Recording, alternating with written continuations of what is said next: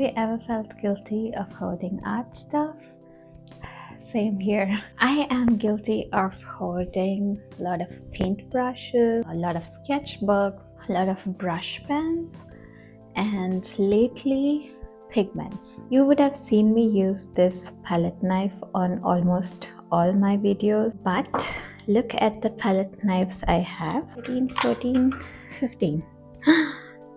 And I use just one. I thought I will replace them with one of these, and that's how I ended up buying so many. I bought this one. I bought the same one some other time. This one I got from IKEA.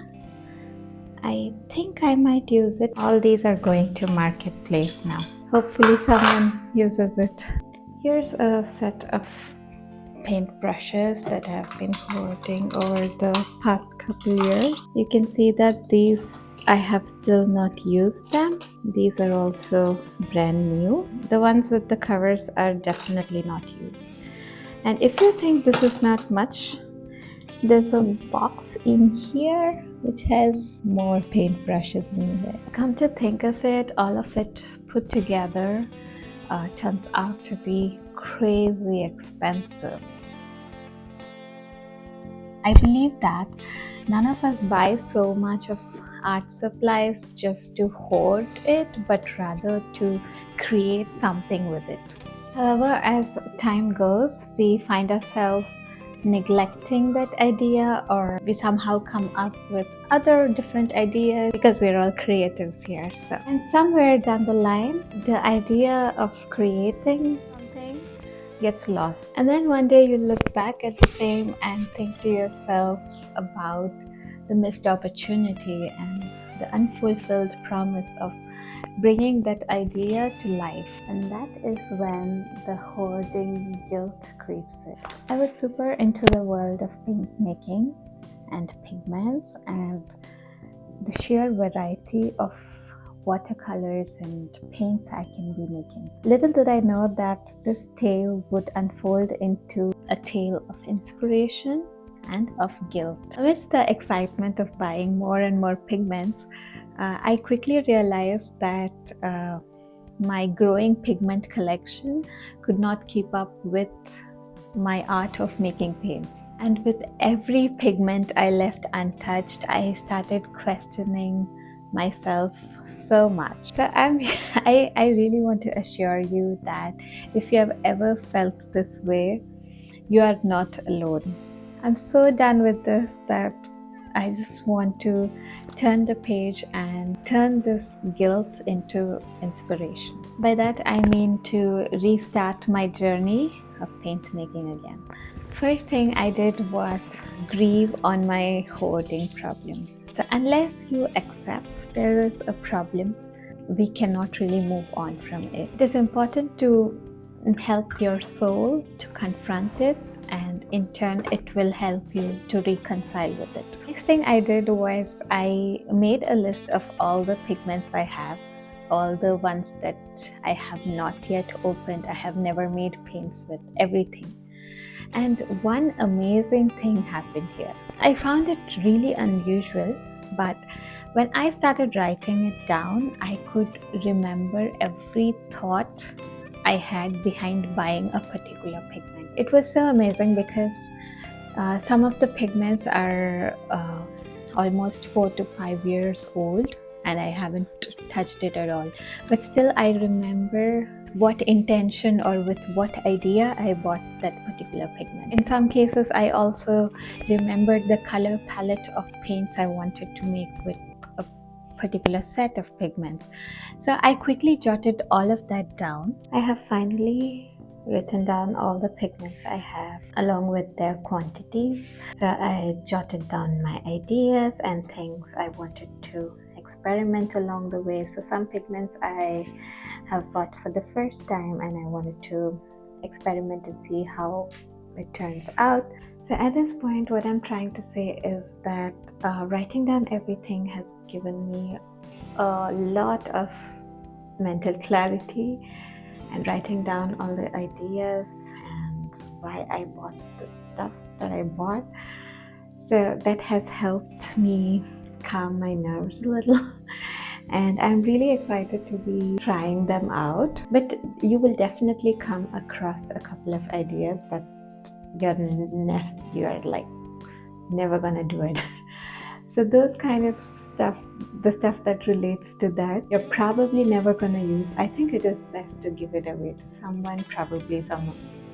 It will definitely help out someone fulfill their ideas and their dreams. Writing all this down gave me an immense motivation and rekindled my paint making passion.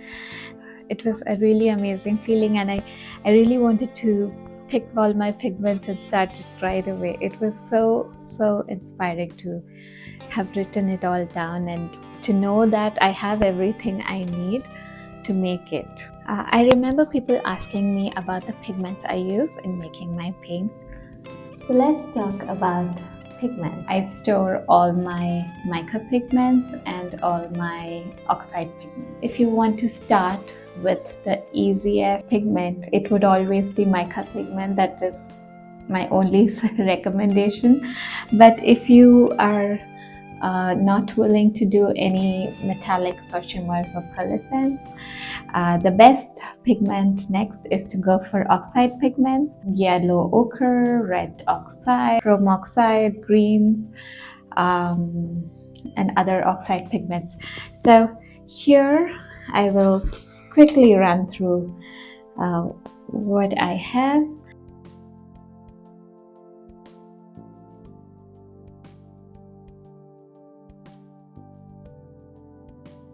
These are very easily available pigments. You can always find them online. Bought a couple of pigments from Etsy. This is calcium carbonate. More on this on my previous video on how I make wash. Okay, so we have ochre green. So these are basically mineral pigments that I have sourced over past couple months. This is from Kramer. This is also from Kramer. It is yellow green pigment. So yeah, most of it's written in German. So apart from these that I bought from Etsy, there's a vermilion red. Yeah, this is something that I really want to make paints with. It's indigo, my favorite for painting skies, like moody skies. And here we have a couple of pigments that I bought from a store here in Germany. This one is phthalo turquoise, ultramarine violet, indigo bordeaux, manganese blue, phthalo green. My most favorite treasured pigments. These are holographic glitters, which I'm hoping to add as additives to my mica pigments. And this is one of my best-selling paints. Oh no, I have pigments on my hands. Oh no. Okay, yeah. So this is a pink with a golden shimmer. Again, mica pigment. This is another holographic silver. This is called a diamond pigment. It basically has tiny silver glitter along with a mica pigment. It has a very beautiful shimmer to it, a very silvery shimmer. Here I have bought a set of flakes that I want to add in my colors. This is another mica pigment, and this is another set of pigments. I have no idea about the chemical composition of these or what type of pigments these are, but I know that they are not shimmer ones. This is like glow in the dark pigment. There are about 4 different colors here. And this is called interference pigment or iridescent pigment. I don't exactly remember, but they look whitish on white paper, and they have a really vibrant color in, like, when you use it on black surfaces. Okay, and this whole set is a set of chameleon pigments, that is color shifted pigments. Yeah, the color shift will be really vibrant after we make paints with them, but in the sachets you can see a very mild shift. Like this is like bluish green, and this is bluish, blue and purple and red color shift comes out of this. It's really hard to see. Next step is to start using all my neglected pigments and to repurpose them, make paints out of them, or think of some other ideas where I can use these pigments in. But my list of ideas and experiments are so big that I definitely don't think I can finish it by end of 2025. But I do have an idea of what I want to make, what I want to do, and now I can create some realistic artistic goals based on what I can do in the next 11 months. So this year of 2024, I want to commit myself to a more intentional and fulfilling paint making journey. I hope you also join me in this resolution. Rattle the dust off your art supplies and bring all your ideas to life for the world to see. If you'll excuse me, the next couple words are for the future me. Catherine, it's time to turn your guilt into inspiration and reignite your passion for crafting handmade watercolors or handmade paints. I want you to make as many handmade paints as you can, because it's never too late to breathe life into your pigments. I hope it resonates well with you. Anyways, see you guys in the next one. I hope you enjoyed this video. Thank you for watching this far, and happy creating. Bye bye.